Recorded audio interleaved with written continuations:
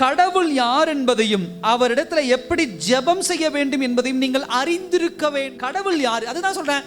உலகத்துல மனுஷன் யாரு கடவுள் யாருங்கிறத டிஃபரன்ஷியேட் பண்ணாம, பிரித்து பார்க்காம ஒரு மனுஷன் சந்தோஷமா அந்த உலகத்துல என்ன பண்ண முடியாது, வாழ முடியாது. ஏன்னா நம்ம என்ன தப்பு பண்றோம், மனுஷன் தூக்கி எறிஞ்சிட்டா கடவுள்கிட்ட வந்துடுறோம். சில நாட்கள் திரும்ப அதே மனுஷன் நம்ம கிட்ட ஃப்ரெண்டாவோ தோழியாவோ ஏதோ ஒன்று வந்துட்டா அவனோட சேர்ந்துட்டு கடவுளை தூக்கி எறிஞ்சிடறோம். அந்த மாதிரி இருக்கிறதுனால தான் கடவுள் யார் என்பதை முழுமையா நம்ம என்ன பண்ண முடியல, அறிந்து கொள்ள முடியல.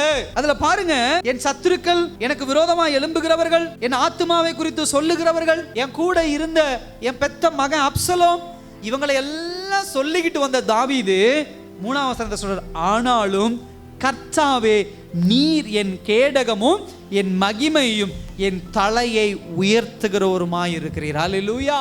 இதுதான் ஆண்டவர். உங்க கணவனை குறிச்சு உங்க மைண்ட் செட்ல என்ன வச்சிருக்கீங்கன்னு தெரியல, உங்க மனைவியை குறிச்சு உங்க இருதயத்துல என்ன வச்சிருக்கீங்கன்னு தெரியல, உங்க பிள்ளைகளை குறிச்சு நீங்க உங்க மைண்ட் செட்ல உங்க இருதயத்துல என்ன வச்சிருக்கீங்கன்னு தெரியல, உங்க உறவுக்காரங்களை குறிச்சு நீங்க என்ன வச்சிருக்கிறீங்கன்னு தெரியல.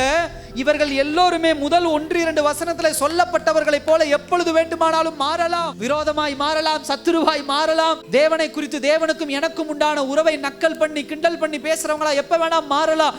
ஆனாலும் இவர்கள் எல்லோரும் மாறினாலும் என் கர்த்தர் எனக்கு கேடகமும் என் மகிமையும் என் தலையை உயர்த்துகிறவருமாய் இருக்கிறார். அல்லேலூயா.